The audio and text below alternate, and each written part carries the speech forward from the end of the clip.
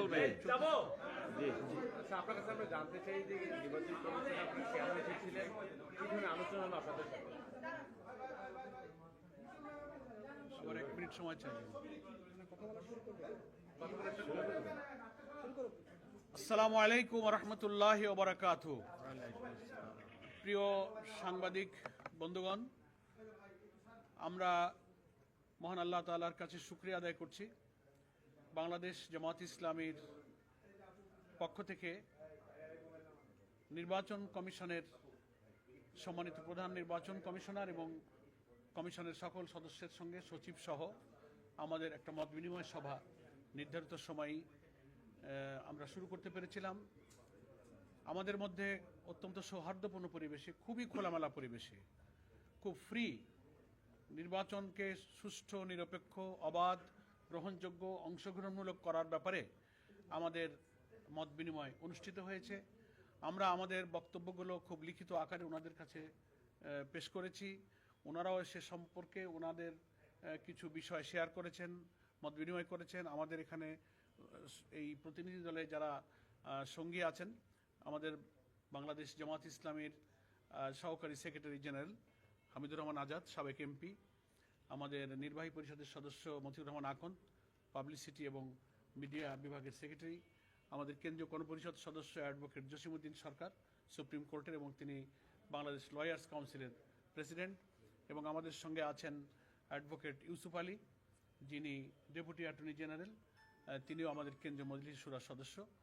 আমরা খুবই আন্তরিকতা, সৌহার্দ্যপূর্ণ পরিবেশে, অ্যাডভোকেট কামাল উদ্দিন সাহেব আছেন, ঢাকা বারের সাবেক সিনিয়র ভাইস প্রেসিডেন্ট এবং মহানগরী জামাতের কর্মপরিষদেরও সদস্য। আমরা সকলেই কমিশনের সকল সদস্য এবং সচিব মহোদয়ের সঙ্গে খুব ফ্রি ফ্রাঙ্ক আলোচনা করেছি এবং ওনারা খুব সন্তুষ্টি প্রকাশ করেছেন যে আমরা খুব কনসুলেটেড একটা রিটার্ন প্রপোজাল আমরা পেশ করতে পেরেছি এবং ওনারা এখান থেকে অনেক উপকৃত হবেন।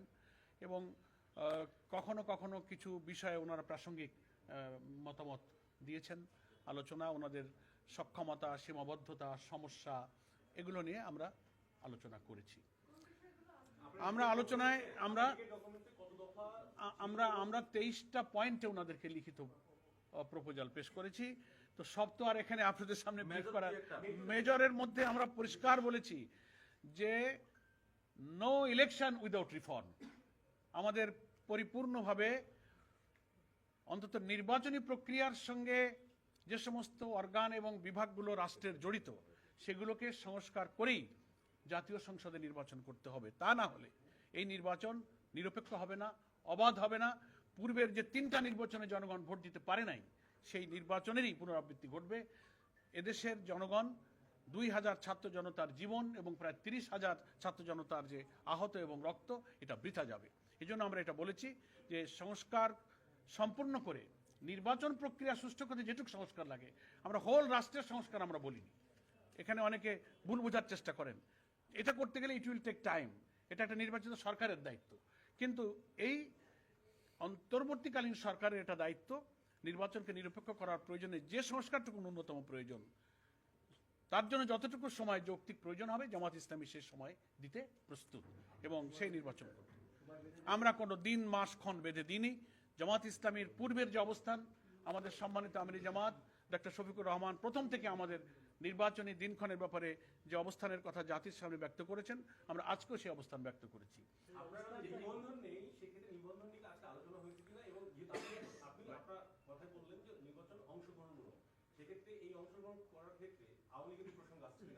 না, সে প্রসঙ্গ আমাদের আলোচনায় আসেনি, সেটা নির্বাচন কমিশনের ব্যাপার। আমরা আমাদের নিবন্ধনের বিষয়টা তো আদালতে পেন্ডিং আছে এবং আদালতে সেটা শুনানি চলছে। আমরা আশা করছি আমরা আদালতে ইনশাআল্লাহ ন্যায় বিচার পাবো।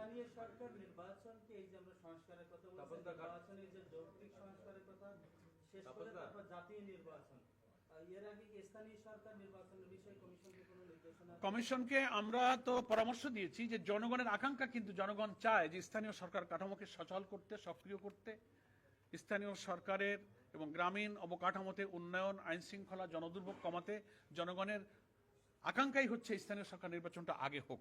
আমরা জনগণের এই আকাঙ্ক্ষার সাথে সমর্থন এবং সম্মান ব্যক্ত করেছি।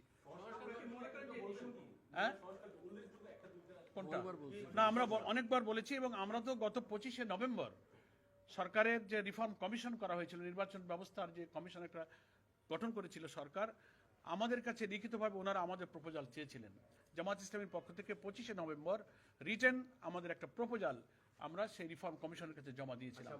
তার থেকে কিছু কিছু বিষয় আজকে আমরা এখানে পেশ করেছি। মেইন বিষয়গুলো আমি একটু বলি। আমরা আমাদের আজকের প্রস্তাবনার মধ্যে বলেছি সেটা হচ্ছে প্রপোর্শনাল রিপ্রেজেন্টেশন, পিআর, আনুপাতিক প্রতিনিধিত্ব হারে যে নির্বাচনের ব্যবস্থা আধুনিক গণতান্ত্রিক বিশ্বে প্রায় 60টির অধিক দেশে এটা প্রচলিত আছে। নির্বাচনকে কালো টাকা এবং পেশি শক্তি থেকে মুক্ত করে ফ্রি ফেয়ার একটা ইলেকশন এবং পার্লামেন্টকে যদি দক্ষ পার্লামেন্টারদের দ্বারা, আইন প্রণেতাদের দ্বারা পরিচালিত করতে হয়, তাহলে এই পদ্ধতিটাই বাংলাদেশের জন্য খুবই উপযোগী। এটা আমরা প্রপোজ করেছি। আমরা বলেছি যে আরপিওতে 9 এর যে আর্টিকেল আছে, অনুচ্ছেদ 91 এর এ, 91 এ যে অনুচ্ছেদ আছে, সেটা গত সরকার বেআইনিভাবে নির্বাচন কমিশনের এই অধিকারকে তারা খর্ব করেছিল, রাজনৈতিক উদ্দেশ্যে তারা খর্ব করেছিল, যেখানে আমরা বলেছি যে এটাকে পুনর্বহাল করতে হবে। যে কোনো নির্বাচনে অনিয়ম হলে ইলেকশন কমিশনকে সেই আইনে এখতিয়ার দেওয়া হয়েছিল অনুচ্ছেদে যে তারা আংশিক বা পুরো বাতিল করতে পারে। এটা গত সরকার পলিটিক্যাল ইন্টেনশনে তারা এটাকে তুলে নিয়েছিল, বাতিল করেছিল। এটাকে আমরা পুনর্বহাল করতে দাবি করেছি। নেক্সট, আমরা বলেছি প্রবাসী ভোটারদের ভোট ইনশিওর করতে হবে। প্রায় 1 কোটির অধিক ভোটার কিন্তু আমাদের প্রবাসে তারা আছে, এটাকে আমরা ইনশিওর করতে বলেছি।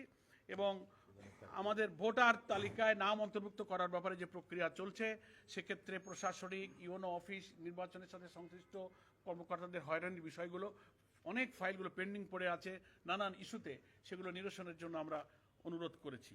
এবং আরেকটা মৌলিক ব্যাপারে আমরা কথা বলেছি, সেটা হচ্ছে যে সংবিধানের প্রতিটি নাগরিকের রাজনীতি করার এবং রাজনৈতিক দল গঠনের কিন্তু অধিকার আছে।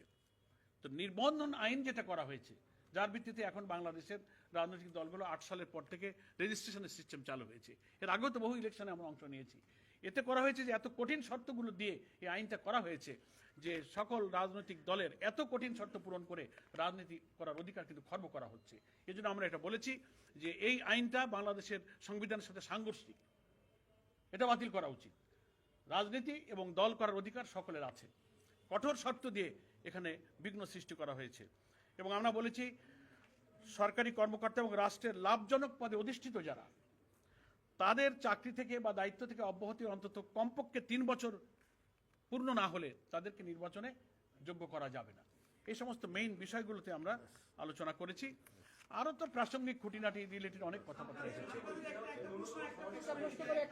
একজন বলেন। সেটা হচ্ছে যে জাতিসংঘের মানবাধিকার কমিশন, প্রশ্নের একটু বাইরে, জাতিসংঘের মানবাধিকার কমিশনের পক্ষ থেকে বলা হয়েছে তারা যে এই যে গুম খুন নিয়ে যে তারা যে তদন্ত করেছে, সেখানে জামাতের পক্ষ থেকে তারা কোনো সহযোগিতা পায়নি, আপনারা ইন্টারভিউ দেননি। এই বিষয়ে আপনাদের দলের অবস্থান কি? এই তথ্যটা নিয়ে আমরা গতকালকে গণমাধ্যমে বলেছি, এটা তথ্য সঠিক নয়। আমরা চেক করে দেখেছি। আমরা জাতিসংঘ হিউম্যান রাইটস কমিশনের সঙ্গে ফ্যাক্ট ফাইন্ডিং, যত তথ্য, যত ইনফরমেশন, যত মেল, সব আমরা রেসপন্স করেছি। এই তথ্যটা কিভাবে এসেছে আমরা চেক করব। এটা তথ্য আমরা যাচাই করেছি, এটা সঠিক নয়, ইনফরমেশন সঠিক নয়। একজন আমরা তো আমরা এটা বলেছি, এটা আমরা বলেছি গভর্নমেন্ট একটা টেন্টেটিভ আইডিয়া দিয়েছে। তারা যদি তাদের ঘোষিত সময়ে সংস্কারের প্রয়োজনীয়তা সম্পূর্ণ শেষ করে নির্বাচন ফ্রি ফায়ার করতে পারেন, তাতে আমাদের কোনো আপত্তি নেই। মাস আমাদের কাছে ফ্যাক্টর নয়। মাস হচ্ছে যে সংস্কারটা পূর্ণ করে ইলেকশন ফেয়ার হবে কিনা, সেটার জন্য যে মাস লাগে আমরা তার জন্য প্রস্তুত আছি। জি, স্থানীয় নির্বাচন জাতীয় নির্বাচনের আগে চান, কিন্তু এই দুইটা ইস্যুতে আমরা দেখছি বিএনপির অবস্থান বিপরীত। তাতে বিএনপির মতো রাজনৈতিক দলের সাথে যেহেতু আমরা একসাথে বিভিন্ন কর্মসূচি বিভিন্নভাবে কাজ করেছেন, যদিও এখন নির্বাচনী মাঠে আপনাদের প্রতিদ্বন্দ্বিতা আছে, বিএনপির সাথে আপনাদের এইসব বিষয়ে বোঝাপড়া আছে কিনা, নাকি একবারে বিপরীত অবস্থান? একটা গণতান্ত্রিক দেশে নানান ইস্যুতে ভিন্ন মত তো থাকতেই পারে, এ ব্যাপারে আমাদের কোনো মন্তব্য নেই। আমাদের একটা মত দিয়েছি, তার সাথে আরেকটা দলের ভিন্ন মত থাকতে পারে। That is the beauty of democracy, এটা হতেই পারে। আচ্ছা, আমি একটু জিজ্ঞেস করি যে সংখ্যানুপাতিক যে বিষয়টা এসেছে, এটা আমি জার্নালিস্ট হিসেবে বলছি না, মানুষের পার্সপেক্টিভ হিসেবে বলতে চাই 300 আসনে আমাদের যে প্রার্থী দেওয়ার একটা সক্ষমতা নেই, নির্দিষ্ট আসনগুলোতে আমাদের জনপ্রিয়তা এর পরিপ্রেক্ষিতে যাতে যদি 300 আসনে এককভাবে ভোট হয় দল ভিত্তিক, সেক্ষেত্রে আসন পাওয়ার সম্ভাবনা খুবই ক্ষীণ। একটা সেক্ষেত্রে নাকি আমরা এই সংখ্যানুপাতিকতার গুরুত্ব দিচ্ছি না, ওইটা আপনার মন্তব্য, আপনার একার মন্তব্যই তো জাতির মন্তব্য হবে না। পার্সপেক্টিভের কথা বলছি, তাদের অপিনিয়নটা বলছি। কোন মানুষের, সে মানুষ কারা? মানে আপনি একা বললে তো সব মানুষ হয়ে যাবে না। another question please. 300 আসনে নির্বাচন করার সক্ষমতা জামাত ইসলামের আছে। আমরা 300 আসনে প্রার্থী আমরা প্রস্তুত করে ফেলেছি। প্রাথমিক বাছাই প্রক্রিয়া চলছে, অফিসিয়ালি সেন্ট্রাল ডিক্লারেশন হয়নি, তবে লোকালি বিভিন্ন জায়গায় বাছাই প্রক্রিয়া হচ্ছে, সে খবরগুলো গণমাধ্যমে আসছে, আপনারা এটা দেখতে পাচ্ছেন। এবং এটা আজকের সঙ্গে প্রাসঙ্গিক নয়। ব্যাস। তো আমার মনে হয় যে আপনাদের নির্বাচন কমিশনকে আপনাদের কোনো বলেছে যে আমরা সংস্কার করে করব, নির্বাচন দেব? ওনারা তাদের সাথে সরকারের, রাষ্ট্রের বোঝাপড়ার ব্যাপার, রাষ্ট্র এবং সরকার এই সংস্কারের দায়িত্বগুলো পালন করবেন, তারপরে নির্বাচন কমিশন তার দায়িত্ব পালন করবে। কোনো আশ্বাস দিয়েছে? না, আর কোনো আলোচনা হয়নি। আমরা 2 ঘন্টা 10টা থেকে 12টা পর্যন্ত লং টাইম খুবই খোলামেলা ধৈর্যের সাথে আলোচনা আমরা উভয় করেছি। আমরা নির্বাচন কমিশনকে ধন্যবাদ জানিয়েছি। আপনারা যারা সাংবাদিক বন্ধুগণ দীর্ঘ সময় আপনারাও কিন্তু অপেক্ষা করেছেন, সে কারণে we are very much grateful to you. আপনাদেরকেও আমরা ধন্যবাদ জানাচ্ছি। এবং আমরা কেবল নির্বাচন কমিশনের সাথে সম্পর্ক সংযোগ দায়িত্ব নেওয়ার পরে প্রথম আলোচনা শুরু হলো, একটা কন্টিনিউয়াস প্রসেস, এটা এখন চলবে। আমাদের সঙ্গে যারা আছেন নির্বাচন কমিশনের সঙ্গে সংগঠন থেকে দায়িত্বপ্রাপ্ত নেতৃবৃন্দ, তারা এটা যোগাযোগ অব্যাহত রাখবে ইনশাআল্লাহ। জি, নো, এটা আমাদের আগেই সাংগঠনিক সিদ্ধান্ত। আমরা ইলেকশন করব, নির্বাচনে আইন, নির্বাচন কমিশনের দায়িত্ব নিয়ে আমাদের পক্ষ থেকে আগেই সিদ্ধান্ত যে আমরা রুটিন ওয়ার্ক, আমরা এর পূর্ব নির্বাচন টাইমে ইলেকশনে আমরা সেভারেল টাইমস এসেছি, এটা আমাদের দায়িত্ব। আদালতের যে নিষেধাজ্ঞা ছিল দল হিসেবে নিবন্ধনের, এটা তো এখন উঠে যায়নি। আপনারা কিভাবে না, এই জবাব আমরা দিয়েছি। আমরা আমাদের এটা আদালতে আমাদের শুনানি চলছে, আমরা ইনশাআল্লাহ আদালতে সুবিচার পাবো, আমরা সেটা আশা করছি। না, নিষেধাজ্ঞাই তো দেয় না, এই কথাটা তো ঠিক নয়। না, এটা নিষেধাজ্ঞা নয়। এটা কোনো নিষেধাজ্ঞা না, প্লিজ। আপিল মামলা চলছে, 2টো রায় হয়েছে, একজন পক্ষে দিয়েছেন, 2জন ভিন্ন দিয়েছেন, এটা নিয়েই আপিল। সুতরাং একা কোনো নিষেধাজ্ঞার বিষয় নয়। এই মামলা নিষ্পত্তি হবে আপিল বিভাগে, আপিল শুনানির মাধ্যমে। Thank you. ধন্যবাদ সবাইকে। নিবন্ধন প্রয়োজনই নাই। দল হইলেই সেই ইলেকশন আগে ছিল না। বিফোর 2008 আমরা কি করেছি? আমরা ইলেকশন, আমাদের তখন নিবন্ধন আইন ছিল না।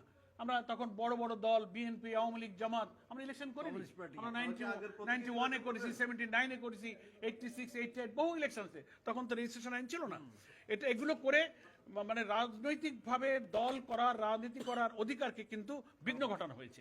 এই জন্য আমাদের কনস্টিটিউশনের সাথে এই আইনটা কন্ট্রাডিক্টরি। গণতন্ত্রের চেতনা প্রতীক আমাদের আছে, দাঁড়িপাল্লা, আমরা সুবিচার পাবো, সেই আইনেই এটা ফয়সালা হবে ইনশাআল্লাহ। Thank you. সাফিসিয়েন্ট কথা হয়ে গেছে, আর প্রশ্ন পর্যন্ত এখানে শেষ করা হয়েছে। ধন্যবাদ সবাইকে।